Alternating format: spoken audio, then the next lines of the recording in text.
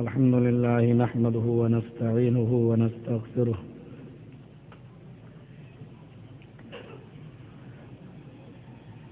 ونعوذ بالله من شرور أنفسنا ومن سيئات أعمالنا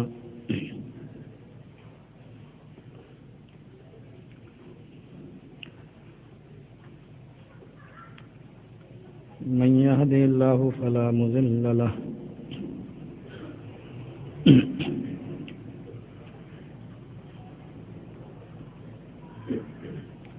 ومن يضلله فلا هادي له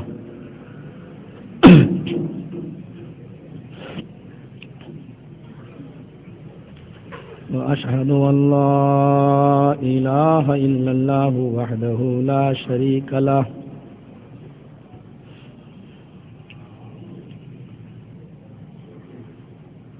وأشهد أن محمدا عبده ورسوله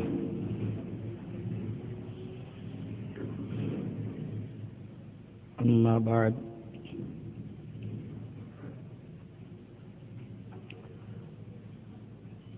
فإن خير الحديث كتاب الله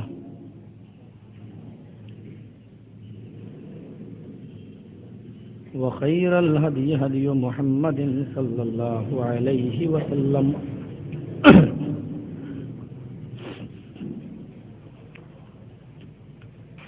وشر الأمور محدثاتها وكل محدثة بدعة وكل بدعة ضلالة وكل ضلالة في النار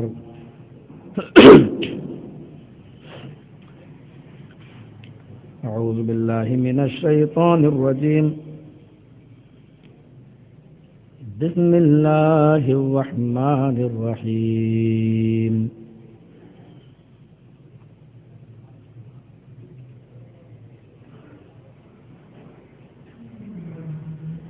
يا أيها الذين آمنوا أطيعوا الله وأطيعوا الرسول وأولي الأمر منكم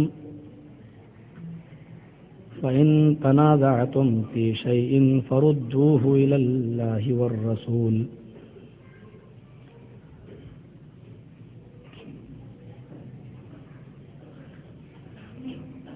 رب اشرح لي صدري ويسر لي أمري واحلل عقدة من لساني يفقهوا قولي رب زدني علما اللهم رب زدني علما آمين.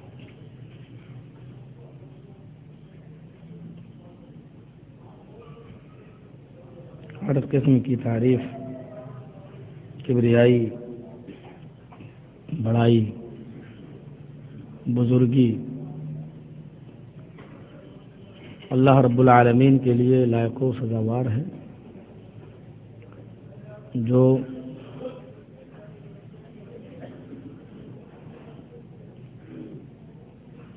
ذات ہمیشہ سے ہے اور ہمیشہ رہے گی، جس کے ہم بنی نوع انسانیت پر بے شمار احسانات، انعامات اور نوازشیں، رحمتیں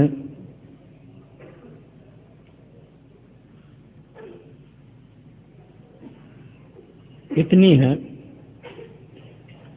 کہ ان تعدوا نعمت اللہ لا تحصوها، میرے بندو اگر میری نعمتوں کو گننا چاہو تو شمار نہیں کر سکتے ہو، گن نہیں سکتے ہو۔ اس نے ہمیں اور آپ کو انسان بنایا، امت محمدیہ میں پیدا کیا، سب سے اعلیٰ اور ارفع رسول ہمیں اور آپ کو اس رسول کا امتی ہونے کا شرف بخشا، سب سے اعلیٰ کتاب اس نے ہمیں اور آپ کو بطور رہنمائی کی عطا فرمائی، سب سے بہترین مذہب اس نے ہمیں اور آپ کو دیا اسلام، اور سب سے بہترین راستہ، طریقہ، صراط مستقیم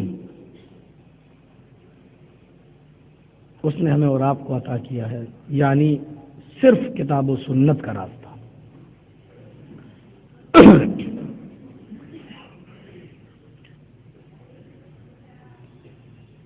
آج کے اس خطاب میں میں آپ کو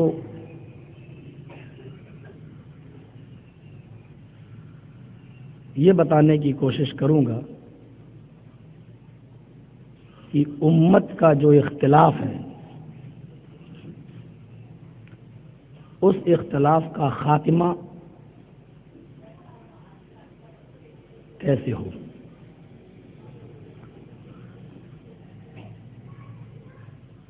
یعنی اختلاف امت اور اس کا علاج۔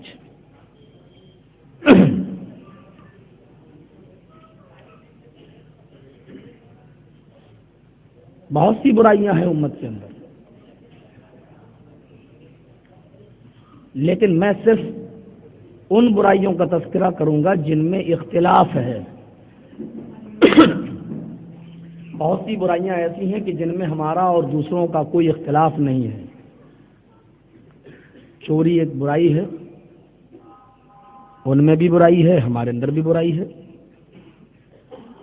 زنا کاری ایک برا عمل ہے، ہمارے سارے بھائی اس کو برا عمل مانتے ہیں۔ شراب نوشی، سود خوری، بہت سی برائیاں ہیں امت کے اندر، لیکن یہ ایسی برائیاں ہیں کہ جن میں ہمارا اور ان کا کوئی اختلاف نہیں ہے۔ وہ آپ کے یہاں پر بھی بری ہے، ہمارے یہاں پر بھی بری ہے۔ کچھ برائیاں ایسی ہیں جن کا تعلق عقائد سے ہے، جن کا تعلق مسائل سے ہے۔ ان میں جو برائیاں ہیں ہمارے اور بھائیوں کے درمیان، اس کا علاج کیسے ہوگا؟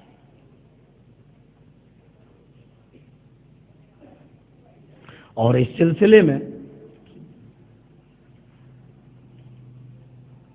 میں آپ کو یہ بتاؤں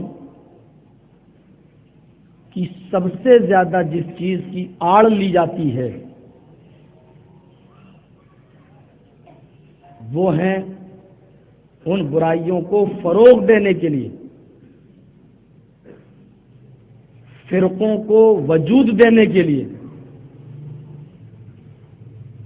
وہ برائی جس کی سب سے زیادہ آڑ لی جاتی ہے وہ ہے اماموں کی عدالت۔ اس لیے میں سب سے پہلے یہ بتاؤں گا کہ اماموں ہی نے سب سے زیادہ تفرقے کو، فرقے بازی کو، گروہ بندی کو سب سے زیادہ اماموں ہی نے روکا ہے۔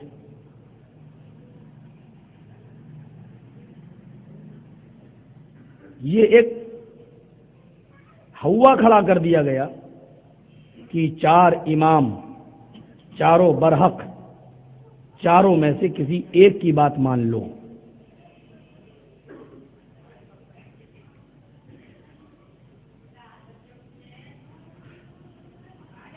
جو لوگ یہ دعویٰ کرتے ہیں، اگر ان سے یہ سوال کیا جائے کہ جب چاروں ہی امام برحق ہیں تو پھر تمہاری کتابوں کے اندر یہ الفاظ کیوں لکھے ہوئے ہیں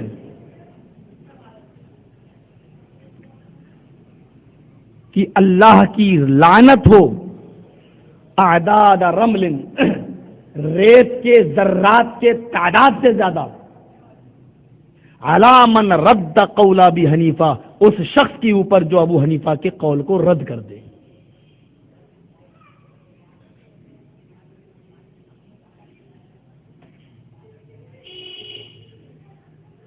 جب چاروں امام برحق ہیں تو صرف ایک امام کا نام لے کر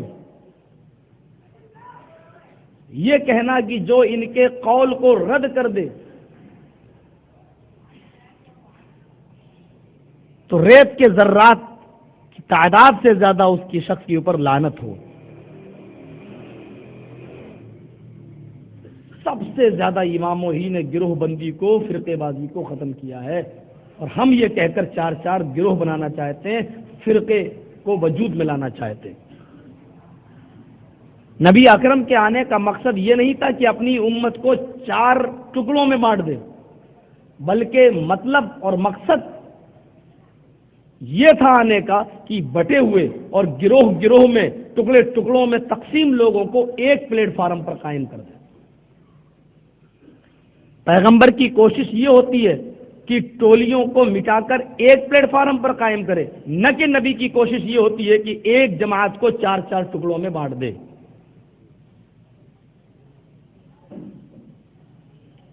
اتنی موٹی سی بات ہمارے بھائیوں کی سمجھ میں نہیں آتی. میں سب سے پہلے فرقہ بندی کو دیکھو کیسے ختم کیا گیا ہے. سب سے پہلے میں آپ کے سامنے ثبوت دوں گا ابو حنیفہ رحمۃ اللہ علیہ کے قول سے، تاکہ آج مسلمانوں کو یہ پتہ چلے، اور یہ آپ کی ذمہ داری ہے جو کیسٹ تیار ہو رہی ہے اس کو آپ غیر اہل حدیثوں تک پہنچائیے.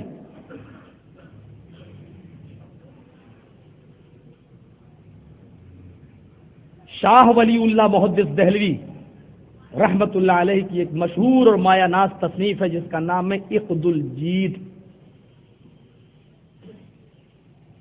عقد کے معنی ہار اور جید کے معنی ہوتے ہیں گردن، یہ گلا.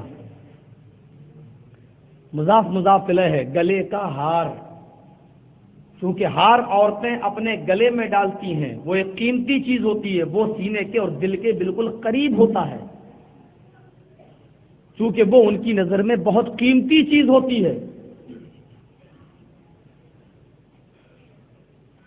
شاہ ولی اللہ محدث دہلوی کی نظر میں اس کتاب کی قیمتی ہونے کا اندازہ اس بات سے لگایا جا سکتا ہے، حنفی لوگ مسلمہ طور پر اور متفق طور پر ان کو اپنا امام کہتے ہیں، ان کو اپنا بزرگ مانتے ہیں، شاہ ولی اللہ محدث دہلوی کو.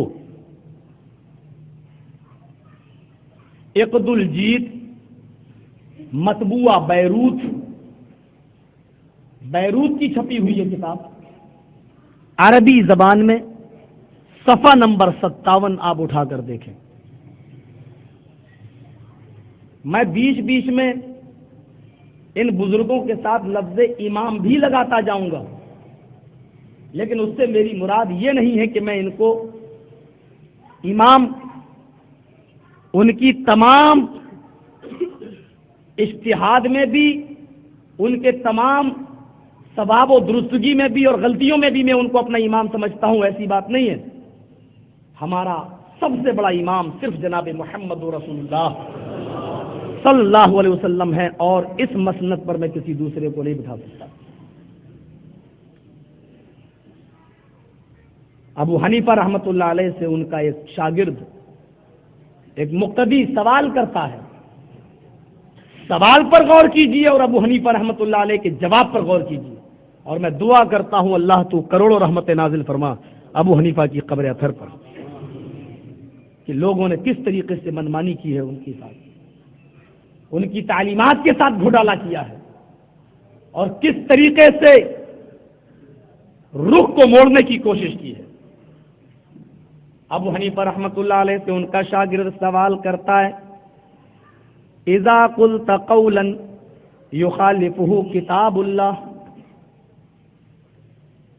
امام محترم اگر آپ سے کوئی ایسی بات نکل جائے یا آپ کوئی ایسی بات کہہ جائیں یخالفہ کتاب اللہ، کہ اللہ کی کتاب اس کی مخالفت کر رہی ہو، وہ چیز قرآن میں نہ ہو، یا آپ کچھ کہہ رہے ہو قرآن کچھ کہہ رہا ہو، تو میں آپ کی بات مانوں یا قرآن کی بات مانوں؟ آپ کچھ کہتے ہیں، قرآن کچھ کہتا ہے، آپ کی بات قرآن سے ٹکرا جائے تو کس کی بات مانوں؟ قربان جاؤ ابو حنیفہ رحمۃ اللہ علیہ کے جواب پر بالکل وہی جواب دیا جو ایک اہل حدیث کا جواب ہوتا ہے. کہتے ہیں اترکو قولی بکتاب اللہ، میری بات اگر اللہ کی بات سے ٹکرا جائے، قرآن سے ٹکرا جائے تو تم میری ہی بات کو چھوڑ دینا. اترکو قولی بکتاب اللہ، اللہ کی کتاب کی وجہ سے میری بات کو چھوڑ دینا، اللہ کی کتاب پر عمل کرنا. سوال کرو ابو حنیفہ کے اس جواب کے بعد حنفی برادری کے لوگوں سے، آئے حنفیو، تمہارا امام کہتا ہے کہ ایمان گھٹتا نہیں، ایمان بڑھتا نہیں، ایمان اپنی ایک ہی حالت پر رہتا ہے. یہ تمہارے امام نے کہا ہے. قرآن کہتا ہے وَإِذَا تُلِيَتْ عَلَيْهِمْ آيَاتُهُ زَادَتْهُمْ ایمانا، جب اللہ کی آیتیں پڑھی جاتی ہیں، قرآن کی تلاوت کہیں کی جاتی ہے کسی مجمع میں، زَادَتْهُمْ ایمانا، تو سننے والے جب قرآن کی تلاوت کو سنتے ہیں تو ان کے ایمان میں زیادتی ہو جاتی ہے، ان کا ایمان بڑھ جاتا ہے. اب اس کے بعد پوچھو اے حنفی برادری کے لوگوں، تمہارا امام کہتا ہے کہ میری بات قرآن سے ٹکرا جائے تو میری بات کو چھوڑ دینا، قرآن کی بات کو لے لینا. حنفی بھائیو ایمانداری کے ساتھ بتانا، ایک طرف تمہارے امام کا قول ہے، ایک طرف قرآن کی آیت ہے، اب تم اپنے امام کی بات مانو گے یا قرآن کی بات؟ اگر ابو حنیفہ کے مقلد ہی صحیح اگر ہو سچ حقیقت میں، تو تکلیف تو یہی ہے کہ جو تمہارے امام نے کہا تم بھی وہی کہو، جو تمہارے امام نے کہا تم بھی وہی مانو. تمہارا امام کہتا ہے میری بات چھوڑ دو، قرآن کی بات مانو. اگر تم صحیح اور اصلی مقلد ہو تو آج کے بعد قرآن کی بات مان لینا اور ابو حنیفہ کی بات کو چھوڑ دینا. یہی ابو حنیفہ کی تقلید ہے. سچ بتاؤ، ہم اہل حدیثوں نے قرآن کی بات مانی، قرآن ہی کی نہیں ابو حنیفہ کی بھی بات مانی، کیونکہ انہوں نے کہا جب صحیح بات مل جائے، قرآن کی آیت آ جائے یا میری بات قرآن سے ٹکرا جائے تو اسی کی بات کو مان لینا، میری بات چھوڑ دینا. ہم نے ابو حنیفہ کی بات بھی مانی، ہم نے قرآن کی بات بھی مانی. ہم اماموں کی شان میں گستاخی کرنے والے کیسے ہو گئے؟ تم اپنے امام کی بات کو بھی نہ مانو، قرآن کی بات کو بھی نہ مانو، اس کے باوجود تم پکے سچے مسلمان ہونے کے دعوے دار کیسے ہو گئے؟ فیصلہ اپنے دل سے کر لینا. ہمیں کسی کے اوپر کفر کا فتویٰ لگانے کی عادت نہیں، وہ فیکٹریاں جس کے یہاں کھلی ہوں وہ دیں. ہم بڑے محتاط ہوا کرتے ہیں. ہم تو کلمہ پڑھنے والے لا الہ الا اللہ محمد رسول اللہ کے قائل کو جلدی کافر کہنے کی جرات نہیں کرتے کہ میدان جہاد میں، میدان جنگ میں ایک شخص لڑ رہا تھا اور جب اس نے کسی صحابی کو تلوار سونتتے ہوئے دیکھا کہ اب یہ قریب ہم کو مار دے گا تو اس نے اپنی تلوار پھینک دی اور کہنے لگا اشہد ان لا الہ الا اللہ. اس نے کلمہ پڑھا، صحابی سمجھا یہ موت کے ڈر سے کلمہ پڑھ رہا ہے، اس نے پوری تلوار اس کے پیٹ کے اندر گھونپ دی. واقعہ جب جناب محمد رسول اللہ صلی اللہ علیہ وسلم کے پاس آیا، آپ نے کہا کیا اس نے کلمہ پڑھا تھا؟ فرمایا ہاں پڑھا تھا. اسمعت کلمتہ، کیا تو نے اس کے اس کلمے کو یعنی لا الہ الا اللہ کو سنا تھا؟ اس نے کہا اللہ کے نبی میں نے اپنی کانوں سے سنا تھا. فرمایا پھر بھی تو نے اس کو قتل کر دیا جبکہ وہ کلمہ پڑھا تھا. کہا اللہ کے نبی اس نے تو موت کے ڈر سے پڑھا تھا، جب دیکھا میں تلوار لے کر اس کے پاس پہنچ گیا. فرمایا اشققت قلبہ، کیا تو نے اس کے دل کو پھاڑ کے دیکھ لیا تھا کہ اس نے موت کے ڈر سے پڑھا ہے یا اللہ کے خوف سے پڑھا ہے؟ کیا تو نے اس کے دل کو چیر کے دیکھ لیا تھا؟ ہم تو کسی کلمہ گو کو کافر کہنے کی جرات نہیں کرتے. یہ تمہاری عادت ہے، تم ہم کو بھی کافر کہو. ارے تمہارے کفر کے فتوے سے تو امیر معاویہ اور یزید جیسی شخصیتیں نہ بچ سکی تو ہم کیسے بچیں گے؟ یہ تو تمہاری کرم فرمائی ہے میرے بھائیوں کی، تم امیر معاویہ پر بھی الزام لگا دو، اس کے بیٹے کے اوپر بھی الزام لگا دو، اور جو چاہو جیسے فتوے دو، تمہارے ظلم و ستم سے تو صحابہ کی شخصیتیں بھی میں جو ہے نہیں بچ سکی، تو ہم مسلمانوں کا اور ہم معمولی لوگوں کا حال کیا ہوگا؟ میرے بھائیوں، ایک نقطہ میں نے آپ کے سامنے پڑھ دیا، امام ابو حنیفہ رحمۃ اللہ علیہ سے سوال کرنے والا ابھی خاموش نہیں ہوتا، اس نے دوسرا سوال بھی ٹھوک ڈالا، اس نے ایک اور سوال کر دیا، اذا قلت قولا یخالف خبر الرسول۔ بزرگوار محترم، آپ کی بات قرآن سے ٹکرا جائے تو قرآن کی بات کو لے لیں گے، آپ کی بات چھوڑ دیں گے، لیکن اگر آپ کی بات حدیث سے ٹکرا جائے، جناب محمد رسول اللہ صلی اللہ علیہ وسلم کی خبر سے ٹکرا جائے، تو میں کیا کروں؟ اذا قلت قولا یخالف خبر الرسول، اگر رسول کی حدیث سے آپ کی بات ٹکرا جائے، آپ کچھ کہہ رہے ہوں اور اللہ کے رسول کچھ کہہ رہے ہوں، تو ہم کیا کریں؟ میں کیا کروں؟ آپ کی بات مانوں یا جناب محمد رسول اللہ صلی اللہ علیہ وسلم کی بات مانوں؟ قربان جائیے ابو حنیفہ رحمۃ اللہ علیہ کے جواب پر، یہ جواب آج بھی صفحہ نمبر 57 عقد الجید کے اندر موجود ہے، کتاب بھی تمہاری، عالم بھی تمہارا، چھاپنے والی پریس بھی تمہاری، بس عمل کرنے والے تم نہیں ہو اپنے عالم کی بات پر۔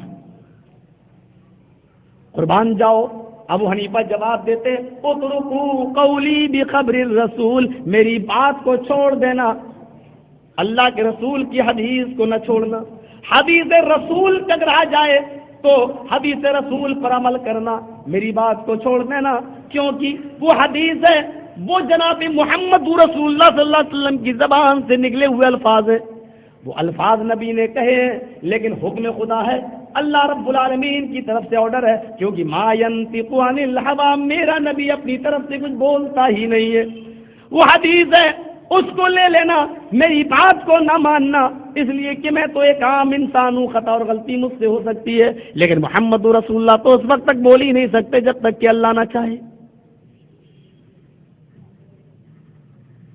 سارے لوگ حنفی بھائیوں سے سوال کر لینا، پوچھ لینا، غور کر لینا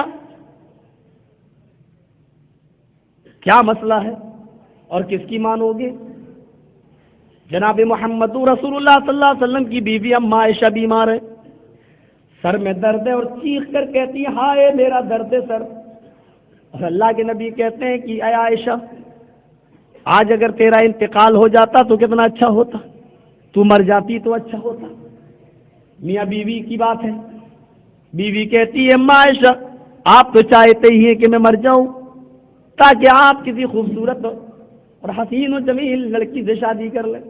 فرمایا عائشہ تم غلط سوچ رہی ہو، میں نے اس مقصد سے نہیں کہا کہ تم مر جاتی تو اچھا ہوتا، بلکہ میرا مقصد یہ تھا کہ اگر تمہارا انتقال اسی درد سر میں ہو جاتا تو تم کتنی خوش نصیب ہوتی، میں تمہیں اپنے ہاتھ سے غسل دیتا، میں تمہیں کفن پہناتا، میں تمہارے جنازے کو اٹھاتا اور کاندھا دیتا، میں تمہارا جنازے کی نماز تمہاری پڑھاتا، میں قبر میں اترتا اور تمہاری لاش کو میں قبر کے اندر اتارتا، میں مٹی دیتا، میں تمہارے لیے دعائے مغفرت کرتا۔ عائشہ آج اگر تم مر جاتی اور یہ چیزیں مجھے ملتی اور میرے ہاتھ سے تمہیں دفن کیا جاتا، کفن پہنایا جاتا، غسل دیا جاتا، جنازے کی نماز میں پڑھاتا، دعا کرتا، تو تم سے زیادہ خوش نصیب کون ہوتا؟ یہ حدیث بتلا رہی ہے کہ اللہ کے نبی فرما رہے کہ عائشہ اگر تم میری زندگی میں مر جاتی، انتقال کر جاتی، تو میں تمہیں اپنے ہاتھ سے غسل دیتا۔ یعنی شوہر اپنی بیوی کو غسل دے سکتا ہے۔ اس حدیث پر عمل بعد کے لوگوں نے بھی کیا۔ نبی اکرم اس دنیا سے چلے گئے، انتقال فرما گئے، آپ موجود نہیں۔ حضرت ابو بکر کی حکومت آئی، 2.5 سال انہوں نے حکومت چلائی، آج ابو بکر کا انتقال ہو گیا، ابو بکر کو ان کی بیوی غسل دے رہی ہیں، حضرت ابو بکر کو ان کی بیوی غسل دے رہی ہیں۔ اگر ہمارے حنفی بھائی ہیں تو جائیں اپنے مفتیوں سے سوال کریں، پوچھے ابو بکر کا انتقال ہو گیا ہے، ابو بکر کو ان کی بیوی غسل دے رہی ہیں۔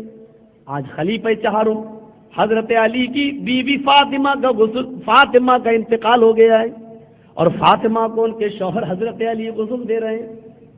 ابو بکر کو بیوی نے غسل دیا، فاطمہ کو شوہر نے غسل دیا. دونوں مثالیں موجود ہیں.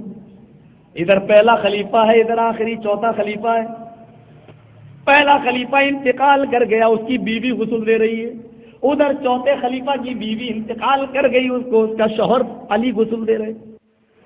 اگر ان لوگوں کی نظر میں شوہر اور بیوی میں سے کسی ایک کے انتقال کے بعد نکاح ٹوٹ گیا ہوتا یا ٹوٹ جانے کا عقیدہ ہوتا تو ابو بکر کی بیوی یہ گناہ کیوں کرتی؟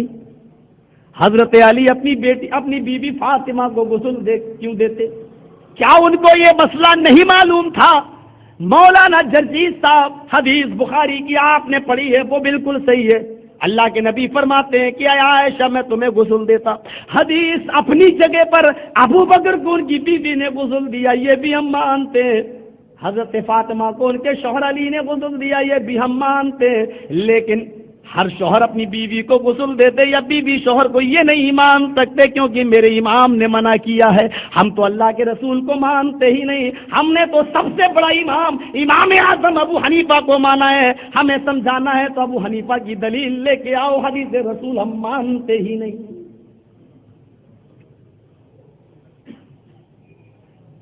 ابو حنیفہ رحمۃ اللہ علیہ کیا کہتے ہیں؟ اذا قلت قولا یخالفہ خبر الرسول، اگر رسول کی حدیث سے کوئی بات ٹکرا جائے تو تم کس کی بات مانو گے؟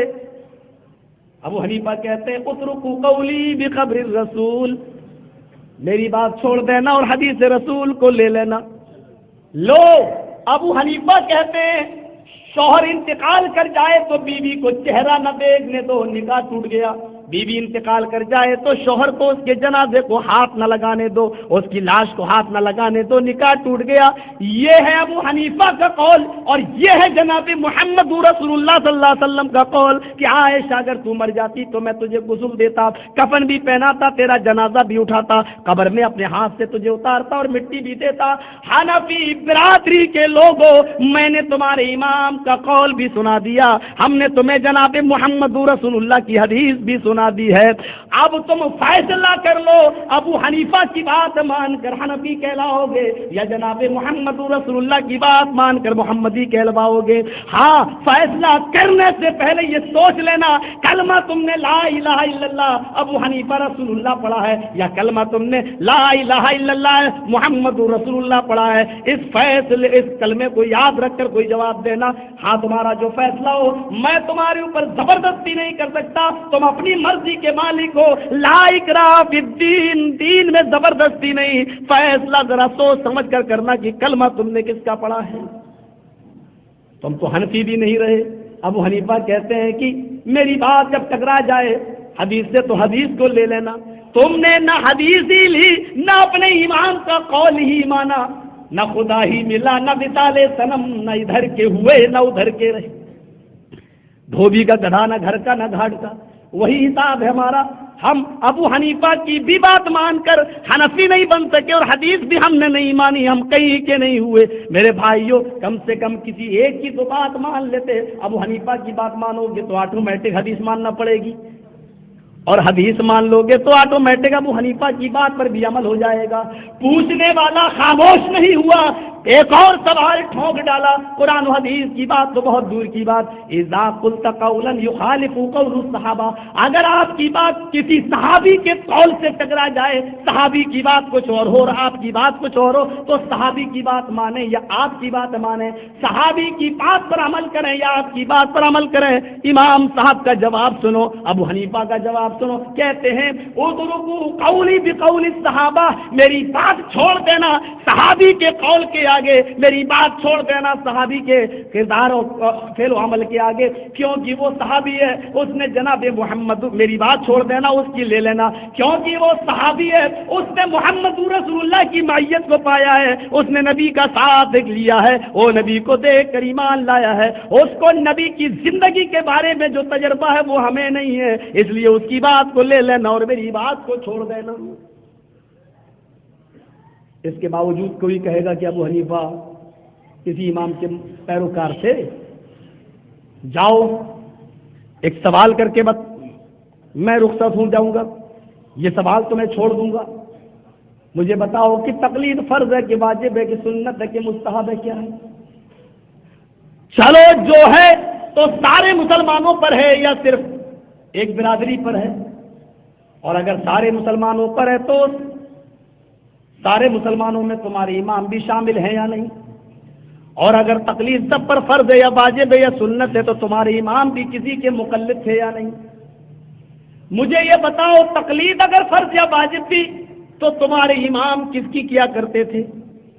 اور اگر تمہارے امام کسی کی کرتے تھے تو تم نے اس کی کیوں چھوڑی جس کی تقلید تمہارا امام کرتا تھا؟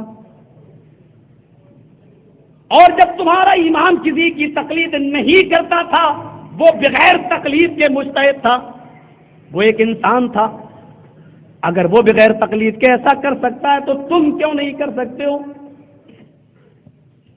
آج تمہارے پاس اس کا کوئی جواب نہیں۔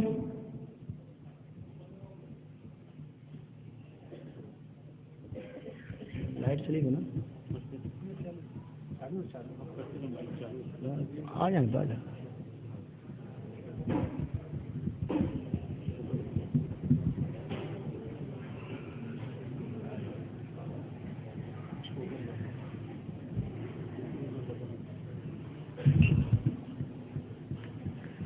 تو میں عرض یہ کر رہا تھا، آج ان کے پاس اس بات کا جواب نہیں۔ وہ اپنے اماموں کے بارے میں بتائیں کہ وہ حنفی تھے کہ شافعی کے مالکی حنبلی، ان سے پوچھو، ہم تو ایک ہی جواب دیں گے کہ وہ اہل حدیث تھے۔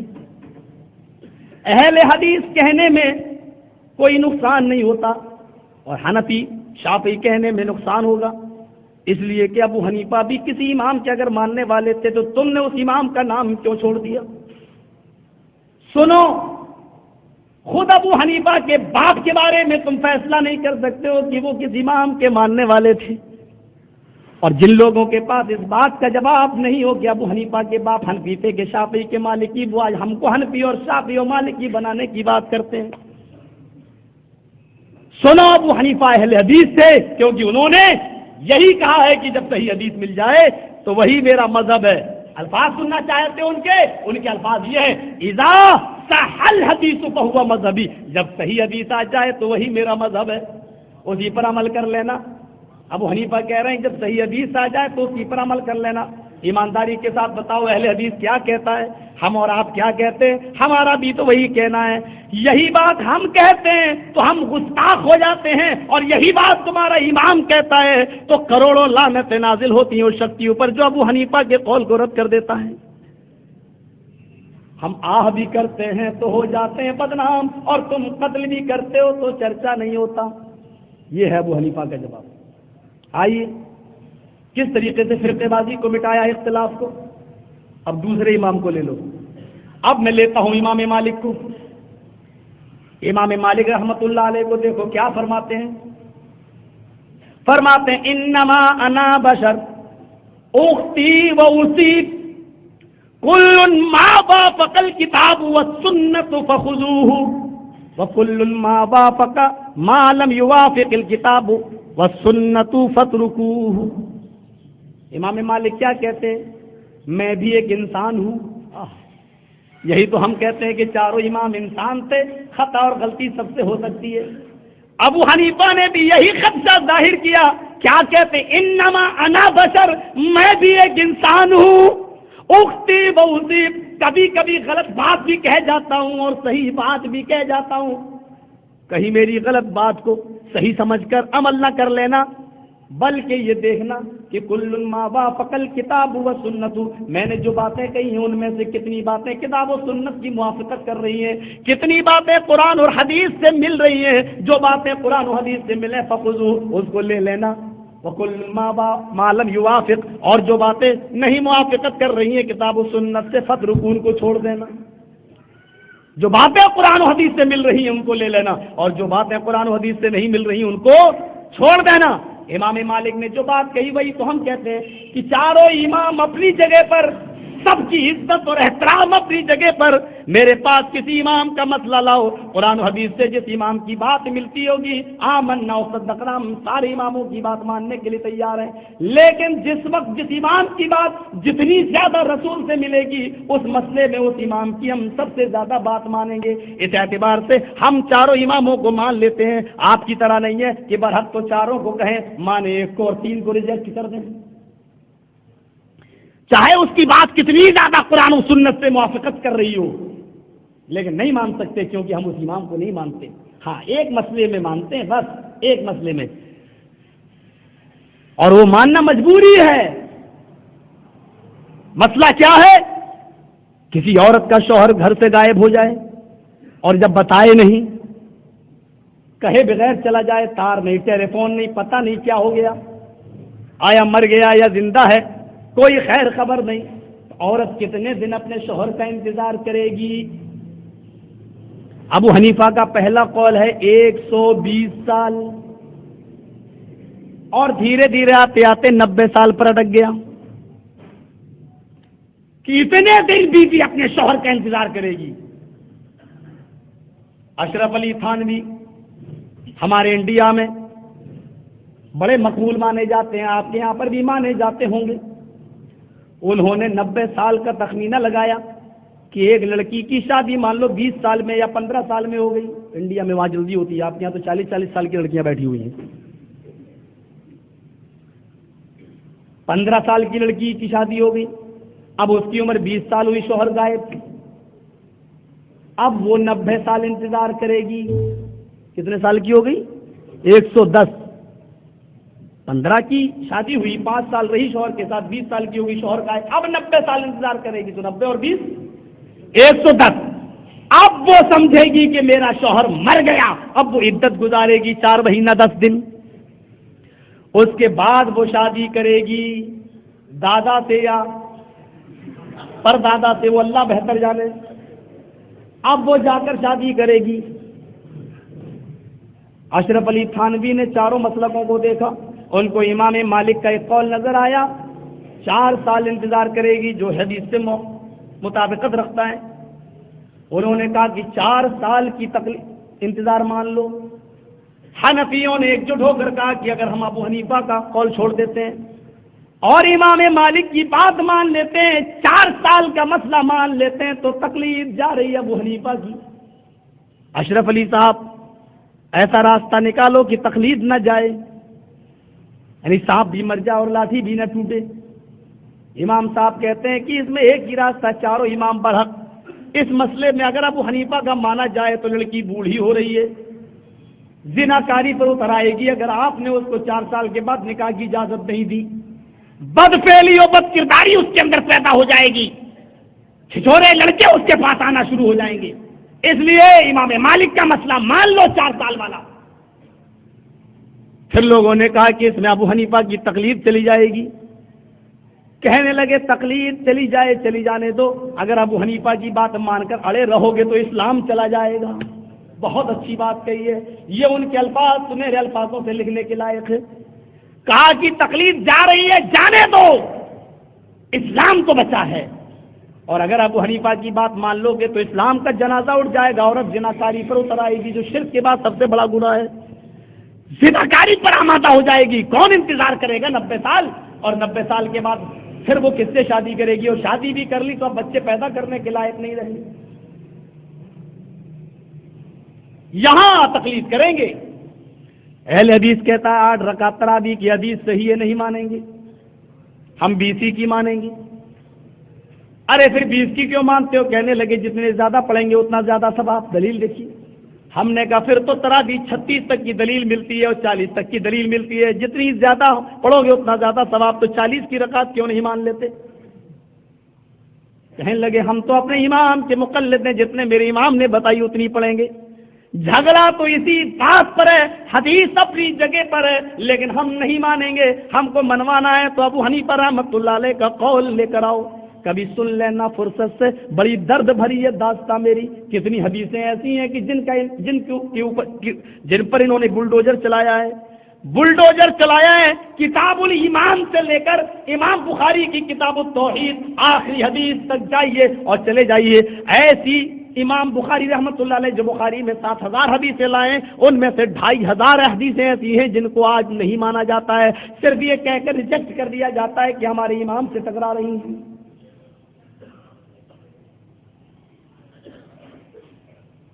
हदीस है लेकिन नहीं माने।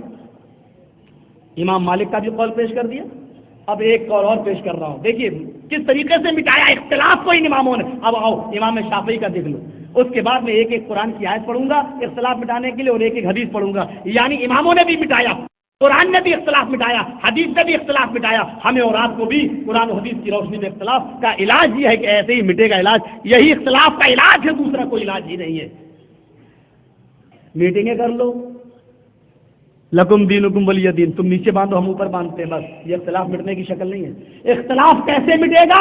जो तरीका जनाब मोहम्मद रसूलुल्लाह ने बताया और अल्लाह ने बताया उस तरीके पर इख्तिलाफ मिटेगा।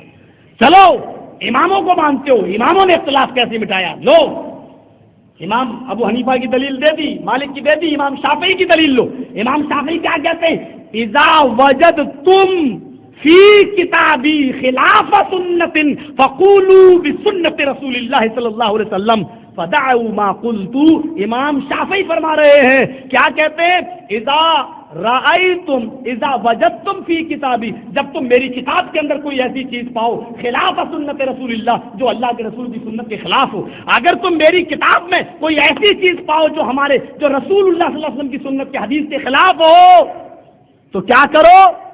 कहते हैं फक़ूलू बिसुन्नत रसूलिल्लाह, तो उसी पर अमल करो जो रसूलुल्लाह ने कहा है, उसी को पकड़ो जो अल्लाह के रसूल ने कहा। फदाऊ मा कुल्तु, और जो मैंने कहा उसको छोड़ दो, जो मैंने कहा है उसको नजरअंदाज कर दो, उसको छोड़ दो। इसलिए कि कायनात में अगर किसी की बात मानी जाएगी तो जनाब मोहम्मद रसूलुल्लाह की मानी जाएगी, मेरी बात नहीं मानी जाएगी। इमाम शाफी ने भी इस इख्तिलाफ को ये कहकर खत्म कर दिया। अब एक इमाम और रह गया, दिल चाहता कि उसका भी कौल पेश कर दूं आपके सामने, वो है इमाम अहमद इब्न हम्बल रहमतुल्लाह अलैह। उन्होंने भी क्या कहा? उन्होंने तो लफ्ज तकलीद का लफ्ज अपनी जबान से इस्तेमाल करते हुए लफ्ज इस्तेमाल किया। फरमाया ला तुकल्लिदनी वला तुकल्लिदन्न मालिकन वला शाफी वला औज़ाई वला सौरी खुद मिन हैसु अखज़ू। क्या जवाब दिया उन्होंने? फरमाया ला तुकल्लिदनी, तुम मेरी तकलीद मत करो। देखिए अहमद इब्न हम्बल ने कितने साफ अल्फाज में कह दिया, ला तुकल्लिदनी, तुम मेरी तकलीद मत करना, वला तुकल्लिदन्न मालिकन, और हरगिज़ तुम इमाम मालिक की तकलीद भी मत करना, वला शाफी, ना इमाम शाफी की तकलीद करना, वला औज़ाई, ना इमाम औज़ाई की तकलीद करना, वला सौरी, ना इमाम सौरी की तकलीद करना, बल्कि मसाइल वहां से लेना, खुद मिन हैसु अखज़ू, तुम वहां से मसले लेना जहां से इन्होंने मसले लिए, तुम वहां से मसले लेना जहां से इन लोगों ने मसले लिए हैं। हम क्या कहते हैं? हम भी तो यही कहते हैं कि आओ, ऐसी कौन सी चीज है जो अल्लाह की किताब कुरान के अंदर मौजूद नहीं, जो जनाब मोहम्मद रसूलुल्लाह सल्लल्लाहु अलैहि वसल्लम की हदीस के अंदर मौजूद नहीं। एक शख्स है आपके फैसलाबाद में, उसका हमारा किताबी एक अंदाज चल रहा है, वो मेरे खिलाफ लिखता, मैं उसके खिलाफ लिखता हूँ। फैसलाबाद से बरेलवियों का एक पर्चा निकलता है जमजम, मेरे यहाँ से एक पर्चा निकलता है जामिया सिराजुल उलूम झंडा नगर से अस्सिराज, बराबर उसमें जवाब दिया जा रहा है। आगे कहता है कि कुरान और हदीस के अंदर वो मसले नहीं हैं जो इमामों ने बताए हैं, यानी बहुत सी बातें कुरान और हदीस के अंदर नहीं है, इमामों ने उसको आज के दौर के हिसाब से वाज़ेह किया है। मैंने उससे कहा कि अगर सारे मसाइल का जवाब इमामों ने दिया है तो मुझे फिक़्ह हनफिया से इस सवाल का जवाब दो। अमेरिका चांद पर जमीन बेचना शुरू कर दिया है और एक दिन इंसान चांद के ऊपर रहेगा, जमाना तरक्की करेगा।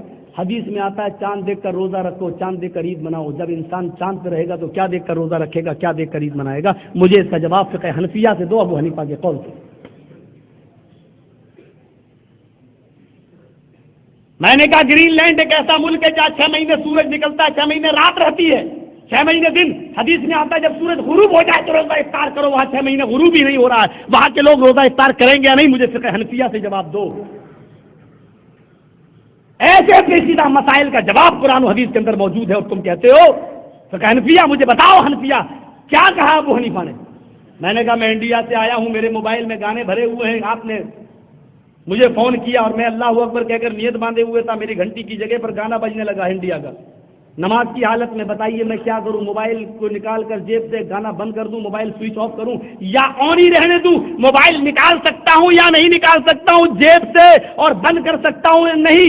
نوٹ، میں نے اس سے کہا سنو، اس کا جواب مجھے فقہ حنفیہ سے چاہیے، ابو حنیفہ کے قول و فعل سے چاہیے، مجھے اس کا جواب دیجیے فقہ حنفیہ سے۔ تو ہم سے کہتا ہے، یہاں آنے کے بعد کراچی جب میں آیا تو میں نے اس سے بات کی کہ میں آ چکا ہوں، تو مجھ سے کہتا ہے کہ کیوں نہیں نکالے گا؟ میں نے کہا میں تو تم سے پوچھ رہا ہوں، تمہاری کتاب میں تو یہ لکھا ہے کہ نماز کی حالت میں اگر کسی نے قرآن کو اٹھا لیا اور اس کو پڑھ لیا بطلت صلاۃہ، تو اس کی نماز باطل ہو جاتی ہے۔ نماز کی حالت میں ہدایہ کتاب الصلاۃ کے اندر لکھا ہوا کہ جس نے نماز کی حالت میں قرآن اٹھا لیا، پڑھ لیا، جیسے سعودی عرب میں ایک آدمی پڑھتا ہے پیچھے آدمی دیکھتے، کہا جس نے قرآن کو پڑھ لیا، دیکھ لیا، بطلت صلاۃہ، تو نماز باطل ہو جاتی ہے۔ کہنے لگا ہاں صحیح ہے۔ میں نے کہا اب بتاؤ؟ بولا نہیں نکال سکتا ہے موبائل۔ میں نے کہا گانا بجنے دیں؟ میں نے اس سے کہا گانا بجنے دوں؟ کہنے لگا بجنے دو، نکالو گے تو نماز باطل ہو جائے گی۔ میں نے کہا قرآن اٹھانے سے نماز باطل ہو جاتی ہے؟ کہنے لگا ہاں۔ ہم نے کہا فتاوی عالمگیری دیکھ، اس میں لکھا ہے کتے کے بچے کو اٹھا کر گود میں لے کر اگر کوئی نماز پڑھے تو جازت صلاۃ نماز ہو جاتی ہے۔ میں نے کہا اب بتا کیا فتویٰ دیتا ہے؟ کتے کے پلے کو اٹھا کر نماز پڑھی جائے تو ہو جائے گی، ہم موبائل نکال کر بند کر کے جیب میں رکھ دے تو نماز باطل ہو جائے گی۔ میں نے کہا فقہ حنفیہ سے جواب دو۔ فون آنا بند ہو گیا۔ کون سا ایسا مسئلہ ہے؟ اللہ کے نبی اپنی نواسی امامہ کو جب نماز پڑھتے تھے تو زمین سے اٹھا لیتے تھے، گود میں لے لیتے تھے، رکوع کرتے تھے اس کو رکھ دیتے تھے، بٹھا دیتے تھے، پھر کھڑے ہوتے تھے تو گود میں لے لیا کرتے تھے۔ اللہ کے نبی امامہ کو اٹھا رہے ہیں، گود میں لے رہے ہیں، بٹھا رہے ہیں، اللہ کے نبی کی نماز میں فرق نہیں پڑتا ہے۔ اہل حدیث کی دلیل یہی حدیث ہے کہ جب بچی کو گود میں اٹھایا جا سکتا ہے، رکھا جا سکتا ہے، تو نماز کی حالت میں اگر موبائل بجنے لگے تو اس کو اٹھا کر نکال کر بند کر کے پھر جیب میں رکھا جا سکتا ہے۔ ہمارے پاس حدیث ہے، قیامت کی صبح تک کوئی بھی سوال پیش کرو، اہل حدیث انشاءاللہ اس کا جواب صرف رب کے قرآن سے دے گا، جناب محمد رسول اللہ کے فرمان سے دے گا، کیونکہ اہل حدیث کا عقیدہ یہ ہے کہ الیوم اکملت لکم دینکم واتممت علیکم نعمتی، اے نبی آج میں نے دین کو مکمل کر دیا تمہارے لیے۔ اللہ تعالیٰ نے نبی اکرم کے زمانے میں نبی اکرم کے اوپر ہی دین کو مکمل کر دیا تھا، جب دین مکمل ہو چکا ہے تو اس میں کوئی چیز باقی نہیں رہی ہے۔ ابو حنیفہ، امام شافعی، امام مالک، احمد ابن حنبل، اعلی حضرت غوث پاک احمد رضا، یہ سارے کے سارے لوگوں کا پتہ بھی نہیں تھا، یہ لوگ پیدا نہیں بھی ہوتے تب بھی دین میں کوئی کمی نہیں تھی، اور یہ بعد میں آ گئے تب بھی دین میں کوئی اضافہ نہیں ہو گیا۔ دین وہی مانا جائے گا جو جناب محمد رسول اللہ نے دیا۔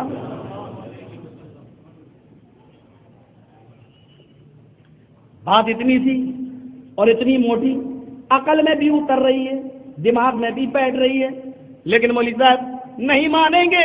حضرت ابراہیم علیہ السلام نے جب کہا تھا کہ لوگوں ایک اللہ کی عبادت کرو تو قوم نے جواب دیا تھا قالوا وجدنا آبانا، ہم نے تو اپنے باپ دادا کو یہی کرتے ہوئے دیکھا، ہم بھی یہی کریں گے۔ وہی روش پہ ہم بہ رہے ہیں۔ چاروں اماموں سے میں نے آپ کو ثبوت دے دیا ہے۔ پانی بہت ٹھنڈا ہے، اب دیجیے گا۔ تو آئیے، یہ تو اماموں نے اختلاف کو ختم کیا، آئیے ذرا قرآن کی ایک دو آیتیں سن لیں، قرآن نے اختلاف کو کیسے ختم کیا اور اختلاف مٹانے کا طریقہ بھی یہی ہے۔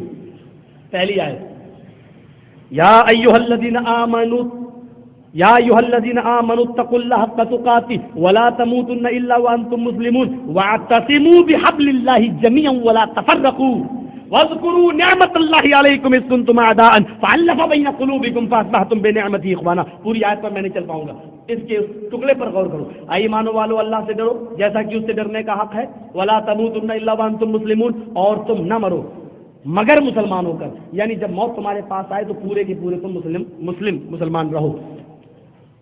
پھر کہا جا رہا ہے وَاعْتَصِمُوا بِحَبْلِ اللَّهِ، دیکھیے اختلاف مٹانے کا طریقہ، وَاعْتَصِمُوا بِحَبْلِ اللَّهِ جَمِيعًا، تم سب مل کر اللہ کی رسی کو مضبوطی سے پکڑ لو۔ وَاعْتَصِمُوا ویسے ہی جمع مذکر حاضر کا صیغہ ہے اور فعل امر ہے، وَاعْتَصِمُوا تم سب پکڑ لو بِحَبْلِ اللَّهِ، اللہ کی رسی یعنی قرآن کو، اور جمیعاً تاکید کے لیے کہہ دیا گیا سب مل کر، یعنی یہ نہیں کہ کوفہ والوں کا مسلک الگ ہے، عراق والوں کا الگ ہے، انڈیا والوں کا الگ، پاکستان والوں کا الگ، نہیں، جمیعاً کہہ کر یہ بتا دیا تم سب ایک ساتھ مل کر اللہ کی رسی کو مضبوطی سے پکڑ لو، ولا تفرقوا اور فرقوں میں مت بٹو۔ دیکھیے قرآن نے لفظ فرقہ استعمال کیا، کیا کہا؟ ولا تفرقوا، اور فرقوں میں مت تقسیم ہو، فرقوں میں مت بٹو۔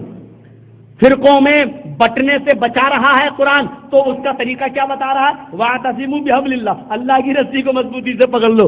مطلب کیا نکلا؟ اس کا مفہوم نکالیے، اس کا سیدھا مفہوم اور الٹا مفہوم دونوں نکالو۔ مفہوم سیدھا کیا ہے؟ اللہ کی رسی کو پکڑو گے تو فرقے مٹیں گے۔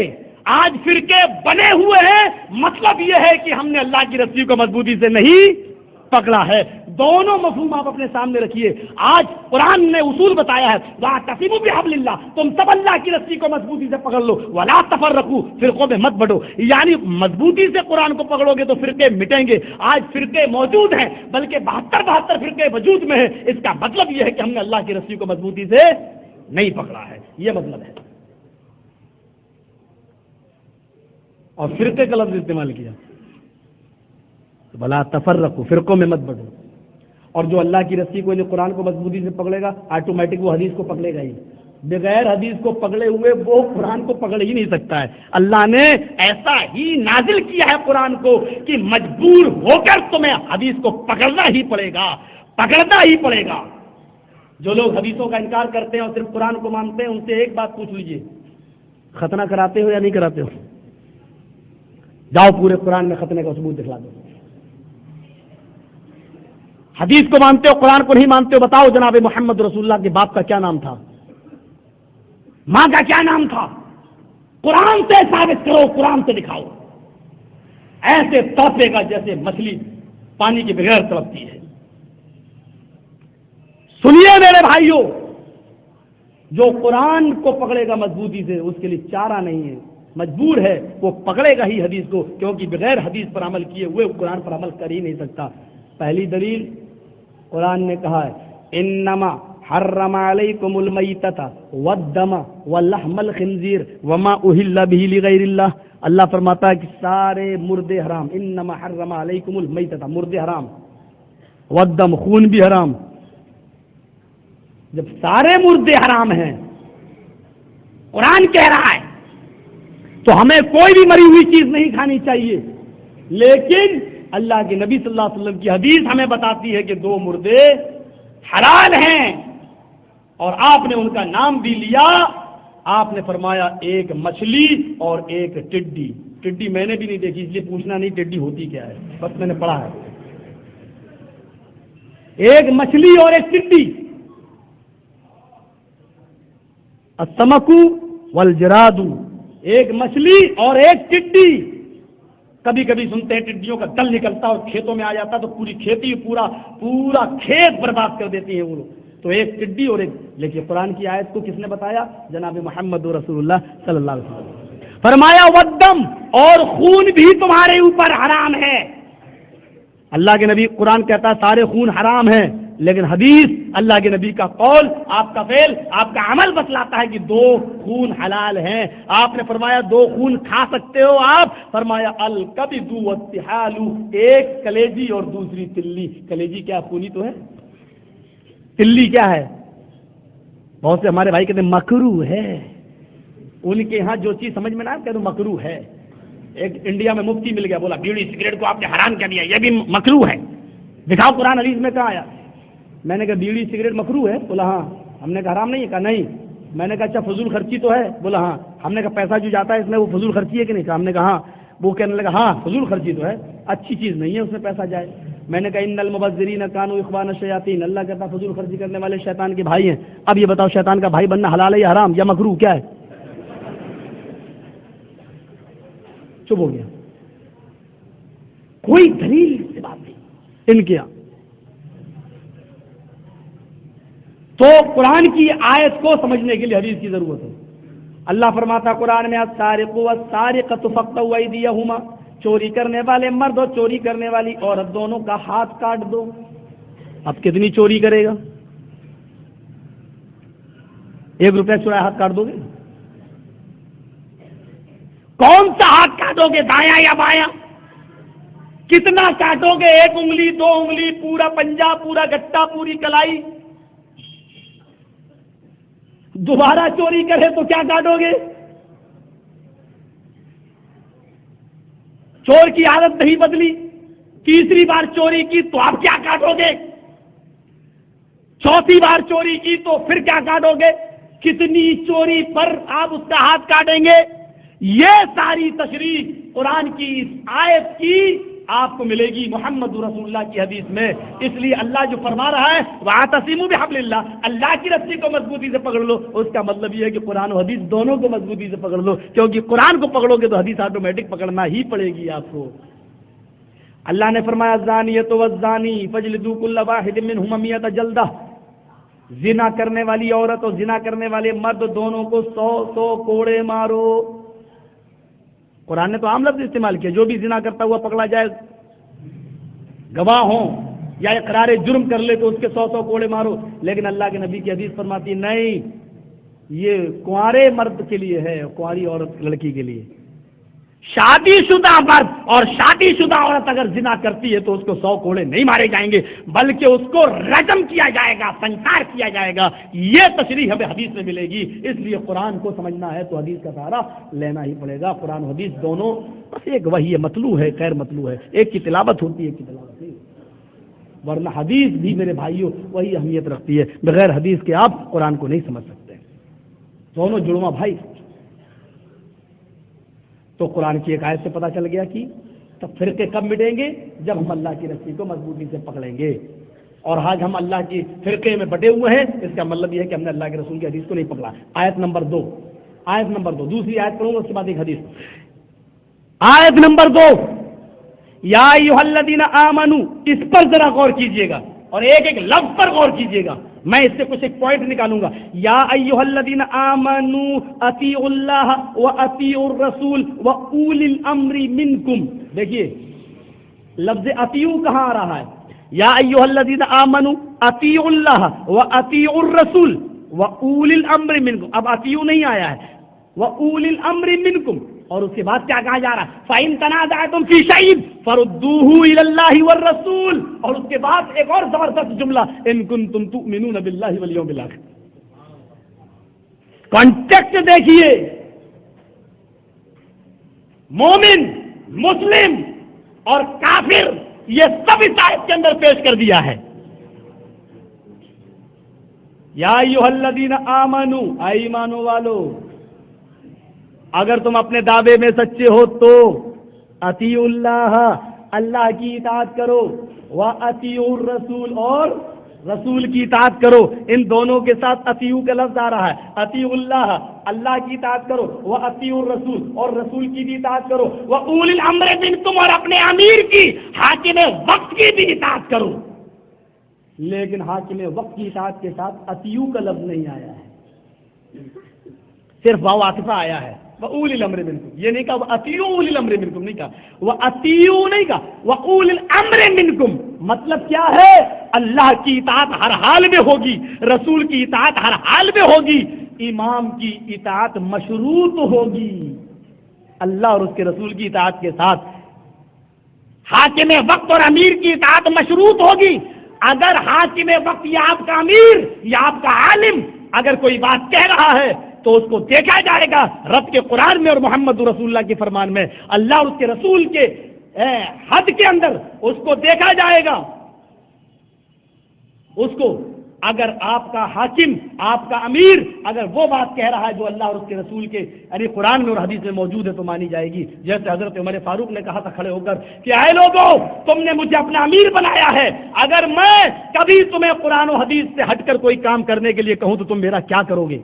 تو مجھے ہٹاؤ گے؟ لوگ خاموش ہیں. پھر کہا کہ تم میرا کیا کرو گے؟ خاموش ہیں. پھر کہا کہ اے لوگوں اگر میں قرآن و حدیث سے ہٹ کر تمہیں کوئی کام کرنے کے لیے کہوں تو تم کیا کرو گے؟ ایک نوجوان کھڑا ہوا اور کہا اے عمر ہمت ہے تو ذرا کہہ کر دکھا، ہمت ہے تو ذرا کروا کے دکھا۔ کہا میں نے یہ نہیں پوچھا کہ تم مجھے چیلنج کرو گے، میرا کیا کرو گے؟ کہا عمر تیری تلوار چھین کر تیری گردن اڑا دوں گا۔ حضرت عمر فاروق نے نظر آسمان کی طرف ڈالی اور فرمایا اللہ ایسے نوجوان پیدا فرما دے تاکہ میرے بعد بھی آنے والا کوئی امیر کتاب و سنت سے ہٹ کر کوئی کام کرنے کی جرت نہ کر سکے۔ اللہ اس نوجوان کی حفاظت فرما۔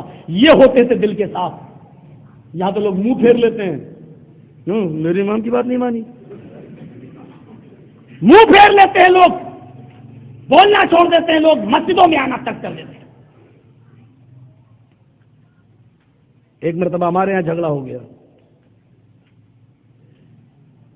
زور سے آمین بولے، مسجد بنانے نہیں دیتے تھے ہم لوگ کے علاقے میں، تو ہم نے کہا جاؤ زور سے آمین بولو، بول دیے لوگ۔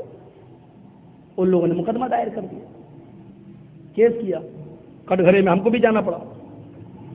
جج نے کہا بھائی جب ان کی مسجد ہے آپ لوگ زور سے آمین بھی بولتے ہیں، کیا بات ہے، کیوں جاتے ہیں آپ ان کی مسجد میں؟ میں نے کہا یہ لوگ بلاتے ہیں ہم کو۔ جج کہتا ہے کیا بات کہہ رہے ہو؟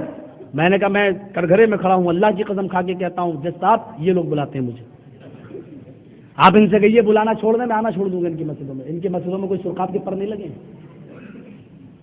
کہے آپ لوگ کیوں بلاتے ہیں ان کو؟ کہے جھوٹ بولتا ہے مولوی، ہم نہیں بلاتے ان کو۔ کیوں؟ کب بلایا ہم نے؟ ہم نے کہا تم لاؤڈ اسپیکر سے اذان دیتے ہو؟ یہاں وہ تو دیتا ہوں۔ میں نے کہا تم نے کہا کہ نہیں حیا علی الصلاۃ، آؤ نماز کے لیے؟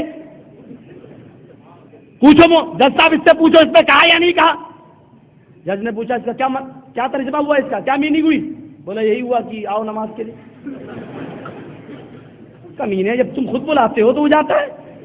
آج کے بعد کہنا کہ آؤ نماز کے لیے صرف حنفی ہو، صرف بریلوی ہو، تب وہ اہل حدیث نہیں آئیں گے، اور جب تک اگر تم ایسا کہو گے تو وہ آئیں گے۔ جاؤ جاؤ شوق سے جاؤ نماز پڑھو جاؤ۔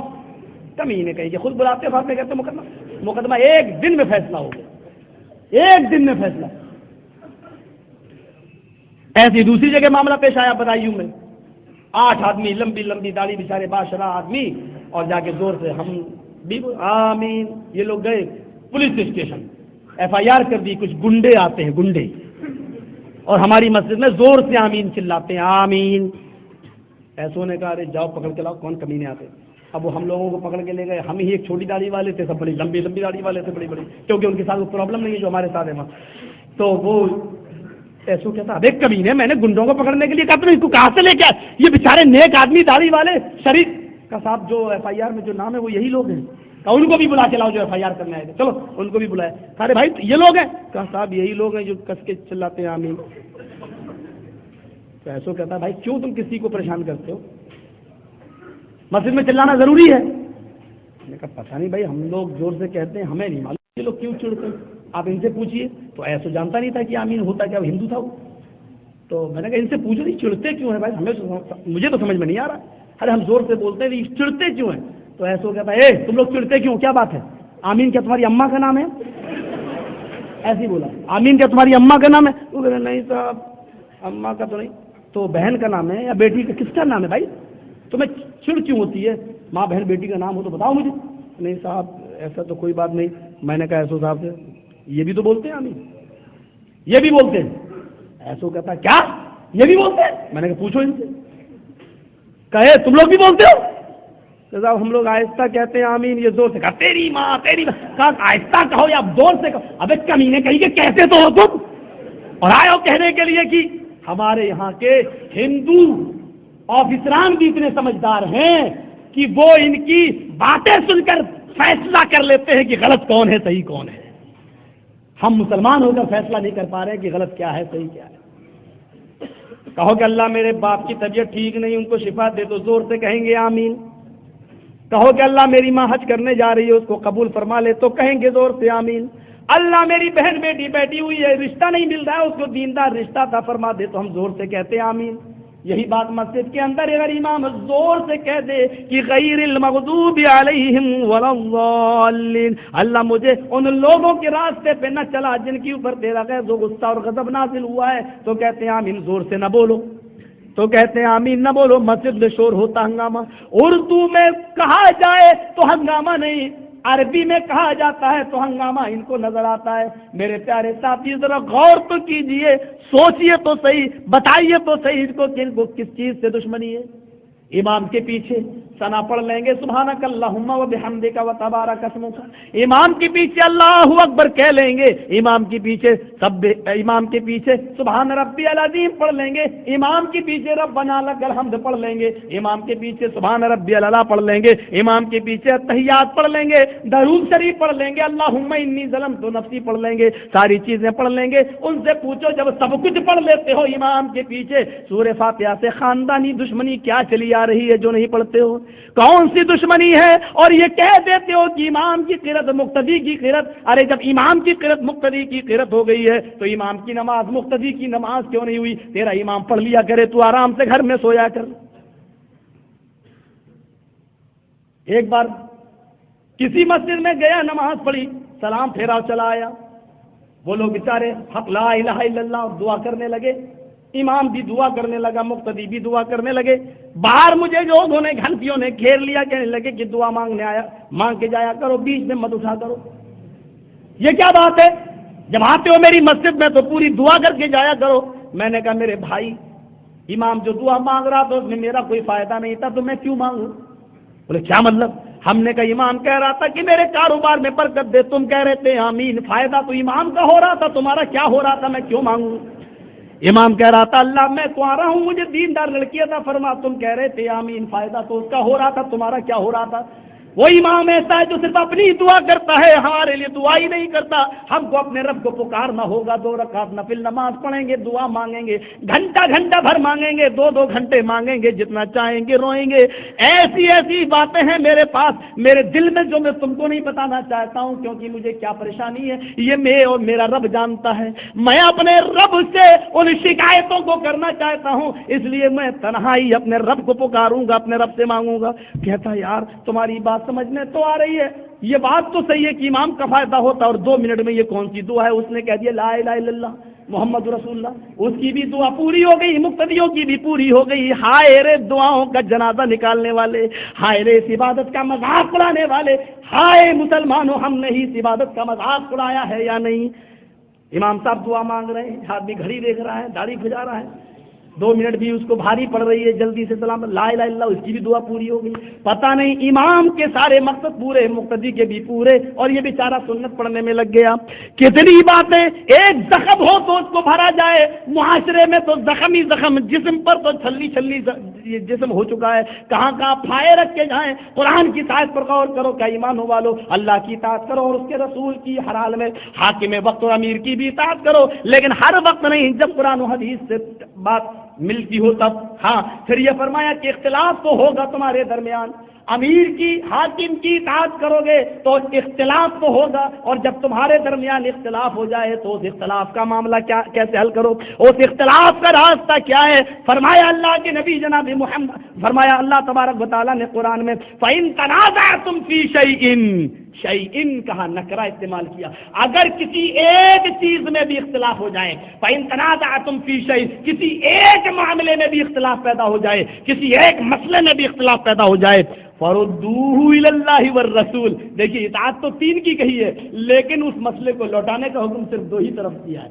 کیا فرمایا کہ اطاعت کرو اللہ کی اور رسول کی، اور حاکم وقت کی، امیر کی بھی اطاعت کرو، لیکن جب اختلاف ہو جائے کسی معاملے میں، آمین میں، رفع الدین میں، طلاق ثلاثہ ایک مجلس کی 3 مانی جائیں گی یا ایک، یا رفع الدین رکوع کے بعد اور رکوع سے پہلے، ان تمام چیزوں میں اگر کسی بھی ایک چیز میں اختلاف ہو جائے تو تم اس کو کہاں لے جاؤ؟